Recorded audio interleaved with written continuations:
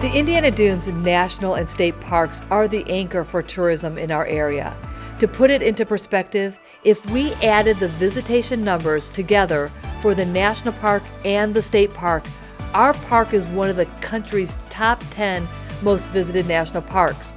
We have as many visitors to the Indiana Dunes as legendary places like Yellowstone, Yosemite, Grand Canyon, and Glacier National Parks, just to name a few.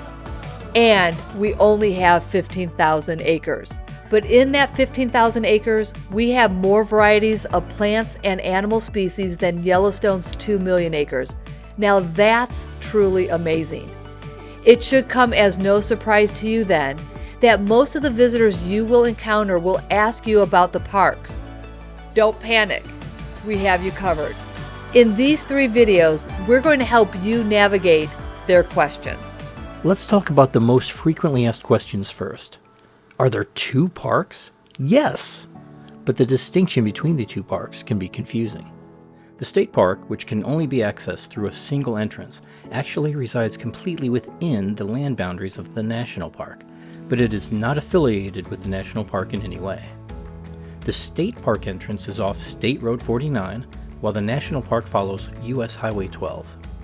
There are many featured locations, each with its own borders, most of which can be accessed from US Highway 12. The state park charges an entry fee, and visitors can buy annual passes that can be used in all of the state parks within Indiana. The Indiana State Park passes are good for 1 calendar year from January to December, so visitors will need to purchase a new pass each year. One important piece of information is that an annual pass from the state park is only good for that year, and not a year from when you purchase it. For example, whether you purchase a pass on January 1st or July 1st, the pass expires on December 31st of that year.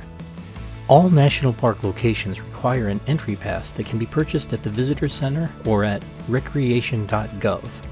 You can purchase a 7-day entry pass, an Indiana Dunes National Park annual pass, or an America the Beautiful pass, good for entry to all the national parks for 1 year. Also, year-long passes are good for 1 year from the purchase date, so if you buy a pass on July 1st, that pass will be good through July 31st of the following year. Please note that the National Park Pass does not provide entry to the State Park, and the State Park Pass does not provide entry to any of the National Park locations. Both parks are pet-friendly, but they require animals to be put on a leash no longer than 6 feet, be controlled at all times, and be picked up after. The 2 parks share 9 beaches between them. The beaches and other park access points can be found on our Activities Guide map. During the swimming season, there are times when the waters are closed for swimming, mainly for rip currents. For the latest beach advisories, visitors can call the Visitor Center information line at 219-395-1882 or visit this website. The beaches also have signs that indicate when it is unsafe to go in the water. The only beaches that will officially close during hazardous conditions are West Beach and the State Park Beach, so it's important that beachgoers follow advisories for the other beaches. This is challenging because the national park does have signs that state the hazardous conditions. However, they are static and do not change to denote the conditions of the day. They are frequently ignored. Visitors should check hazards before they come. All employees should know the conditions of the day and give other options to visitors. At a glance on the website and in the Activities Guide, you can find most of the Indiana Dunes National and State Park information in the Explore the Dunes sections.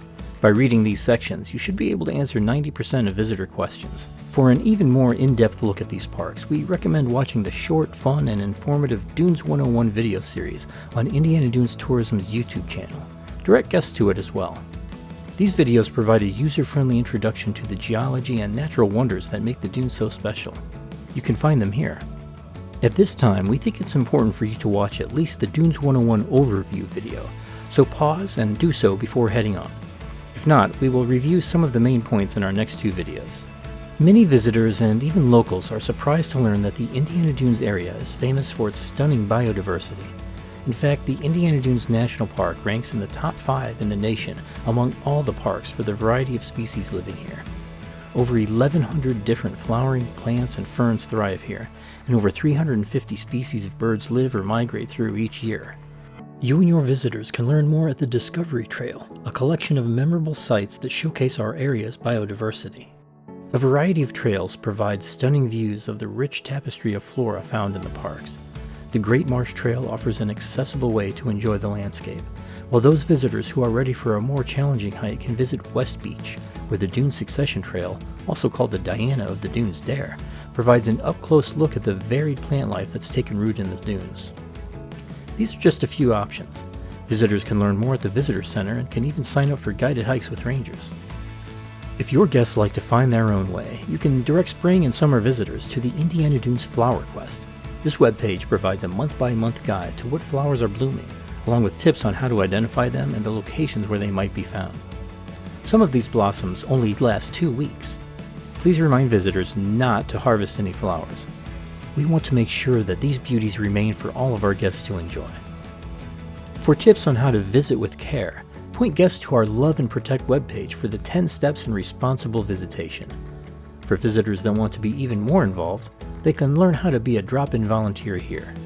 Or they can participate on behalf of the Nature Conservancy to provide help at various Dunes area locations. We know that the distinction between the national and state parks can be a bit overwhelming. But if you can remember that there are 2 parks and that passes are required for both individually, you'll be well on your way to being a true destination ambassador. Now, let's really dive into the state park.